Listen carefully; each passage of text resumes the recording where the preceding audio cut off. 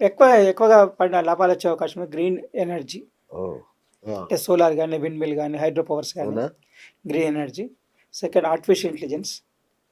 Third skill development. అచ్చా! ఇవి ఎక్కువగా వచ్చే అవకాశం ఈవీ ఉంది. ఛాన్స్ లేదా సార్? ఇవి అయిపోయింది కదా! లాస్ట్ అయిపోయిందా? ఇయర్ పోయిన సంవత్సరం నుంచే లాస్ట్ 2 ఇయర్స్ నుంచి ఈవీ నడుస్తుంది. ఎలక్ట్రిక్ వెహికల్ నడుస్తుంది. అచ్చా! కదా కొంచెం తక్కువ ఉంటది. ఓకే. తక్కువగా ఉంది. ఇది అయిపోతుంది. తర్వాత ఇవి ఈ 3 సెక్టార్‌లో ఎక్కువగా లాభాలు వచ్చే అవకాశం ఉంటది మనకు. తర్వాత ఇంజినీరింగ్ సెక్షన్‌లో అంటే ఇంజినీరింగ్ సెక్షన్ అంటే ఇప్పుడు డిఫెన్స్‌లో వాడేది గానీ, లేకపోతే రైల్వేస్‌లో వాడేది గానీ, ట్రాన్స్‌పోర్ట్‌లో వాడేది గానీ వాటిలోకి ఎక్కువగా వచ్చే అవకాశం ఉంటది. ఓకే.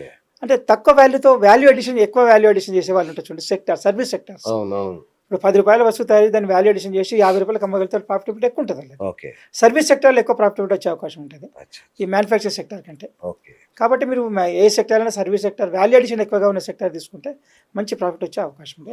ఎక్కువ ధర పెరిగే ధర అవకాశం. పెరిగే అవకాశం ఉంటుంది. సూపర్. ఇంకొకటి సార్ లేడీస్ గృహిణులు ఇంట్లో ఉండి నెలకు ఒక 5,000 ఇన్వెస్ట్ చేయడానికి ఏమన్నా మంచి ప్లాన్స్ ఉన్నాయా సార్? వాళ్ళు 5,000 ఇన్వెస్ట్ చేసే బదులు వాళ్ళ 5,000తో చిన్న చిన్న వ్యాపారాలు చేసుకోవచ్చు. కాకపోతే ఒకటండి పని చేసేటప్పుడు ఎప్పుడు చిన్నది అనుకోకూడదు. రైట్. ఆ చిన్న పని లేకపోతే ఎవరి జీవితం గడవదు. అంతే కదా! ఈవెన్ రోడ్ క్లీనింగ్ కూడా ఇప్పుడు క్లీనింగ్ చేసే వాళ్ళు కూడా అది ఇంపార్టెంట్ వర్క్. అది లేకపోతే చేయలేము. హౌస్ కీపింగ్ కూడా ఇంపార్టెంట్. అది లేకపోతే లేదు. కాబట్టి అది చేయడం చిన్న పని అనుకోకూడదు. సర్వీస్ సెక్టార్‌లో అవకాశాలు చాలా ఉన్నాయి ఇప్పుడు. అంటే ప్రతి ఒక్కరికి టైం ఇంపార్టెంట్ కాబట్టి పేయింగ్ కెపాసిటీ టైం ఇంపార్టెంట్ కాబట్టి ఆ టైంలో తక్కువ టైంలో ఎక్కువ చేయాలనుకుంటారు కాబట్టి they are ready to pay. Okay. ఆ సర్వీస్ సెక్టార్ని పెంచుకోండి. నేను ఓకే. చెప్పిన హౌస్ కీపింగ్ కానీ, లేకపోతే మెయింటెనెన్స్ కానీ, లేకపోతే ఎలక్ట్రిఫికేషన్ కానీ ఏదైనా సరే సర్వీస్ సెక్టార్లో ఉన్న బెనిఫిట్ ఇప్పుడు ఇంకా దేంట్లో లేదు. ఇప్పుడు ఆ సర్వీస్ సెక్టర్ మీరు ఇండివిజువల్ కూడా డెవలప్ చేసుకోవచ్చు. ఇప్పుడు టైలరింగ్ కానీ, డిజైనింగ్ కానీ ఇవన్నీ కూడా ఒక కొత్త అవకాశాలు అనమాట అవి. మీ టాలెంట్ ఉపయోగించండి. ఇప్పుడు గూగుల్‌లో సెర్చ్ చేయండి ఎక్కడెక్కడ ఏముందనేది చూసి దాన్ని కొన్ని అసెంబుల్ చేసి కూడా మీరు డిజైన్ తయారు చేయొచ్చు. అది కస్టమర్‌ని అట్రాక్ట్ చేయొచ్చు. ఇలాంటివన్నీ ప్రాసెసింగ్ ఇలాంటివన్నీ కూడా ఇప్పుడు మన ఇది కొన్ని పప్పులు ఉంటాయండి. పప్పుల పొడి తయారు చేయడం, దాన్ని బ్రాండ్ తయారు చేసాం. కాకపోతే ఇట్లా మోసం చేయకూడదు. క్వాంటిటీలో కానీ క్వాలిటీలో మోసం చేయకపోతేనే మీకు డిమాండ్ వచ్చే అవకాశం ఉంటుంది. ఓకే. ఇవాళ ఎట్టి పరిస్థితుల్లో 20 లక్షల వరకు 20 లక్షల సంవత్సరానికి 20 లక్షల టర్న్ ఓవర్ వరకు ఎవ్వరు మిమ్మల్ని అడగరు ఏం చేశారనేది. మీరు ఏం చేసినా కానీ 20 లక్షల లోపల ఉంటే ఎవ్వరు ఏం అడగరు. ఓకే. 20 లక్షలు దాటితేనే జీఎస్టీ అడుగుతుంది, నోటీస్ ఇస్తుంది మీరు ఏం చేశారని చెప్పనేది. కాబట్టి 20 లక్షల వరకు ఎవరేం అడగరు కాబట్టి మీరు చిన్న చిన్న వ్యాపారాలు కూడా చేసుకోవచ్చు. ఓకే. ఒక్కటి కాకపోతే కంబైన్డ్గా టీమ్గా వర్క్ కూడా తయారై కూడా చేసుకోవచ్చు. ఓకే. ఎంత డిజైన్ నిట్టింగ్ కానీ ఇది మన టైలరింగ్ కానీ లేకపోతే మిగతా ఏ సర్వీస్ అయినా చేసుకోవచ్చు. ఓకే. ప్రతి ఒక్కరు చేసే అవకాశం ఉంది. ఇప్పుడు ఇవాళ అందరూ చదువుకున్న వాళ్ళే టాలెంట్ ఉన్నవాళ్ళు దాన్ని ఉపయోగించవచ్చు. ఏది పని చిన్నది కాదు. రైట్. ఇది నేను చిన్న పని చేస్తున్నాను. ఇప్పుడు వంట వస్తువులు కూడా తినే వస్తువులు కూడా ఎన్నో తయారు చేసి అమ్మేవాళ్ళు చాలా మంది ఉన్నారు. పిండి పదార్థాలు అయ్యో! తయారు చేసి అమ్మేవాళ్ళు సంపాదించేవాళ్ళు అవును. చేయొచ్చు. ఏముంది దానికి చేయాలని చేయకూడదు ఏముంది. చెప్పాడుగా ఇంతకుముందు క్వాలిటీలో మోసం చేయకూడదు, క్వాంటిటీలో మోసం చేయకూడదు. అది. చాలు ఆ క్రెడిబిలిటీ వచ్చింది ఆటోమేటిక్గా మీకు మార్కెట్లో డిమాండ్ పెరుగుతుంది. మధ్యతరగతి వాడికి అతిపెద్ద ట్రాప్ ఏంటంటే క్రెడిట్ కార్డు. ఎస్. సో ఆ క్రెడిట్ కార్డు నుంచి బయటపడి ఆ ట్రాప్ నుంచి దాన్ని ఆ మిగిలిన మనీని వెల్త్ క్రియేషన్కి ఎలా మళ్ళించవచ్చు సార్? సార్ ఇప్పుడు క్రెడిట్ కార్డ్ అంటేనే భవిష్యత్తులో వచ్చే ఆదాయాన్ని మనం ముందే తాకట్టు వాడేసుకోవడం. పెట్టినట్టుగా. అందుకే క్రెడిట్ కార్డ్ లేకపోవడం మంచి నా ఉద్దేశంతో. ఓకే. ఉంటే ఉండని ఎంతవరకు ఉండాలంటే మీకు కొన్ని కంపెనీస్ క్రెడిట్ కార్డ్ మాత్రం యాక్సెప్ట్ చేస్తాయి, డెబిట్ కార్డ్ యాక్సెప్ట్ చేయవు. అలాంటి వాటి కొరకు మాత్రమే అటెట్గా ఉండాలి. ఓకే. ఇప్పుడు నాకు నా పర్సనల్గా వచ్చేసరికి నా క్రెడిట్ కార్డు 30 సంవత్సరాల క్రితం తీసుకున్నాను 95లో. అప్పుడు 20,000 ఉండేది, వా. ఇప్పుడు 12,000. ఓకే. 50 lakhs ఇస్తామంటుండ్రు. నేను వద్దని చెప్పాను. నాకు 12,000 చాలని చెప్పాను. అవునా? అదే నడుస్తుంది ఇప్పుడు క్రెడిట్ కార్డు. వద్దని చెప్పాను నేను. I don't want more than this అని చెప్పాను. కొన్నిటికి మాత్రం పేమెంట్ చేయాల్సినవి ఉన్నాయి కాబట్టి మన వెబ్సైట్లో వీటికి సాఫ్ట్వేర్లో పేమెంట్ చేయాల్సి ఉంటుంది. నాకు అంతకంటే కొద్దు. I don't want more than this అని చెప్పాను. కాబట్టి అవసరం లేదు మన క్రెడిట్ కార్డ్. ఖర్చుల కోసం అప్పు తీసుకోవడం పరిస్థితి రాకూడదు ఎప్పటికి కూడా. క్రెడిట్ కార్డు ఖర్చుల కోసం అప్పు తీసుకున్నట్టే. అంతేగా. It's not good. ఆర్థిక క్రమశిక్షణలో మొదటి తప్పు అది. సార్ ఇప్పుడు ఇన్ఫ్లేషన్ ఉంది కదా, ఇన్ఫ్లేషన్ మధ్యతరగతి వాళ్ళు తినేస్తూ ఉంటుంది. వాళ్ళు పాపం డబ్బులు ఇంట్లో పెట్టుకుంటారు, ఆ ఇన్ఫ్లేషన్కి గురి అయిపోతుంది, చాలా ఇబ్బంది పడతారు. ఆ ఇన్ఫ్లేషన్ గురి కాకుండా ఇన్వెస్ట్ చేసే మార్గాలు ఏమైనా ఉన్నాయా సార్? ఇన్ఫ్లేషన్ అనేది ఒకప్పుడు మన దగ్గర ఒక 10-15 సంవత్సరాల క్రితము 9, 10, 11% ఉండేది. 12 కొన్ని చోట్ల 12-13% కూడా ఇన్ఫ్లేషన్ ఉండేది. ఇప్పుడు బిలో 3% ఉంది ఇన్ఫ్లేషన్.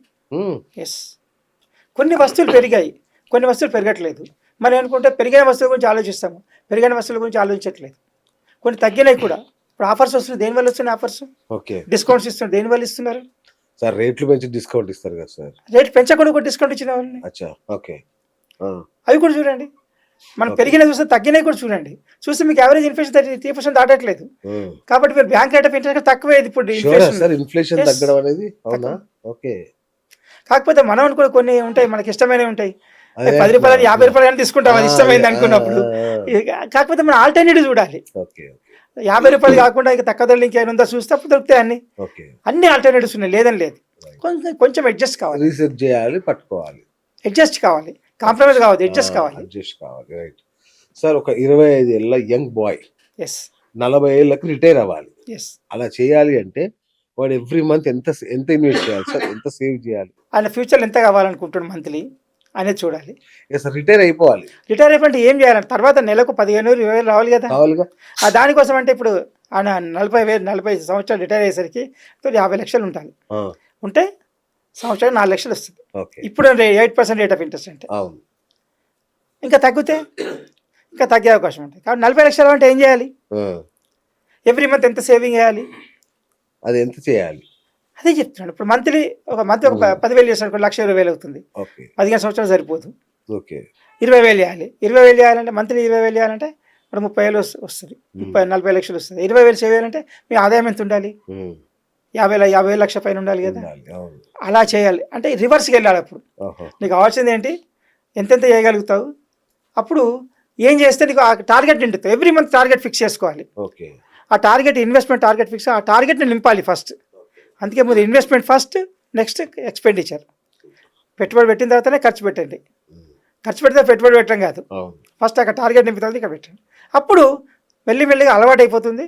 You feel comfortable. అప్పుల ఊబిలో కూరుకుపోయి ఇక ఆత్మహత్య తప్ప వేరే మార్గం లేదనుకునే లాంటి వ్యక్తులు మళ్ళీ ఎక్కడి నుంచి మొదలు పెడితే కోటీశ్వర్లు అవుతారు సార్? ముందు ఏం చేయాలంటే కొత్తగా అప్పు తీసుకోకూడదు.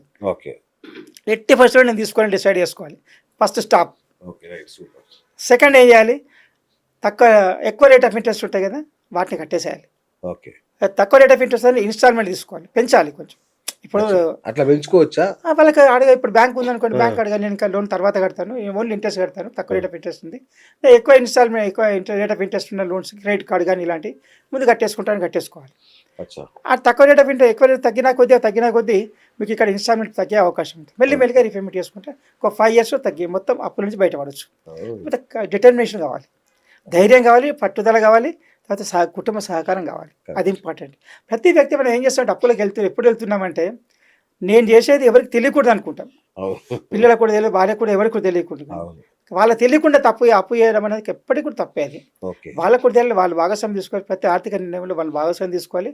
అప్పుడే వాళ్ళు ఏం చేస్తారంటే మనం సహకరిస్తారు. ఖర్చు తగ్గించాలన్నా కానీ, పొదుపు చేయాలన్నా కానీ, పెట్టుబడి పెట్టాలని సహకరిస్తారు. కాబట్టి కుటుంబాల్లో చెప్పి అప్పు తీసుకుని అవసరం లేకపోతే మీరు చెప్పాల్సిన అవసరం లేదు. కానీ అప్పు తీసుకునే పరిస్థితి ఖచ్చితంగా మాత్రం కుటుంబ సహకారం తీసుకొని వాళ్ళకి ఇన్ఫర్మేషన్ ఇవ్వండి. వాళ్ళ సహకారం తీసుకొని ఖర్చు తగ్గించిన పొదుపు చేయడం, పెట్టుబడి చేయడం చేయొచ్చు.